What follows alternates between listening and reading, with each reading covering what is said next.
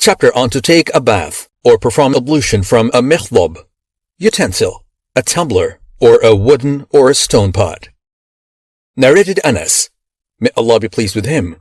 It was the time for Salat, prayer, and those whose houses were near got up and went to their people to perform ablution, and there remained some people sitting. Then a painted stone pot, mikhdab, containing water was brought to Allah's Messenger, peace be upon him. The pot was small, not broad enough for one to spread one's hand in, yet all the people performed ablution. The subnarrator said, "We asked Anas, 'How many persons were you?' Anas replied, 'We were 80 or more.' It was one of the miracles of Allah's Messenger."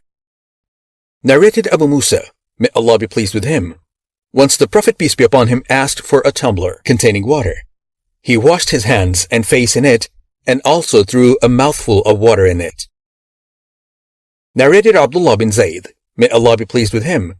Once Allah's Messenger, peace be upon him, came to us, and we brought out water for him in a brass pot.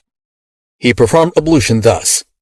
He washed his face thrice, and his forearms to the elbows twice, then passed his wet hands lightly over the head from front to rear, and brought them to front again, and washed his feet up to the ankles. Narrated Aisha, may Allah be pleased with her. When the ailment of the Prophet, peace be upon him, aggravated, and his disease became worse, he asked his wives to permit him to be nursed, treated in my house. So they gave him the permission.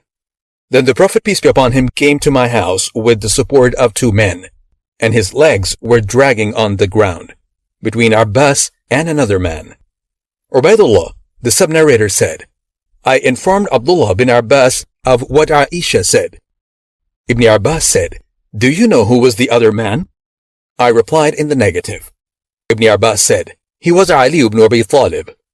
Aisha, may Allah be pleased with her, further said, 'When the Prophet, peace be upon him, came to my house, and his sickness became worse, he ordered us to pour 7 skins full of water on him, so that he might give some advice to the people.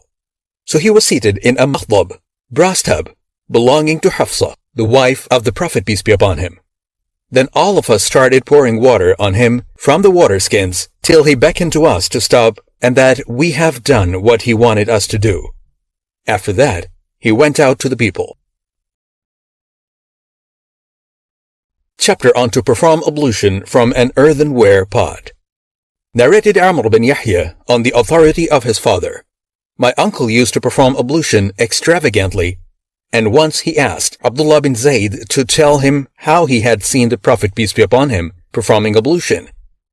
He asked for an earthenware pot containing water, and poured water from it on his hands, and washed them thrice, and then put his hand in the earthenware pot, and rinsed his mouth, and washed his nose by putting water in it, and then blowing it out thrice with 1 handful of water. He again put his hand in the water, and took a handful of water and washed his face thrice, then washed his hands up to the elbows twice, and took water with his hand, and passed it over his head from front to back, and then from back to front, and then washed his feet up to the ankles, and said, "I saw the Prophet, peace be upon him, performing ablution in that way." Narrated Thabit.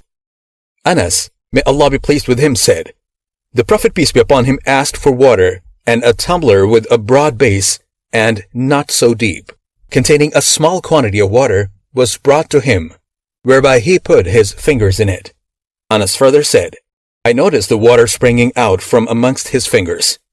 Anas added, "I estimated that the people who performed ablution with it numbered between 70 to 80.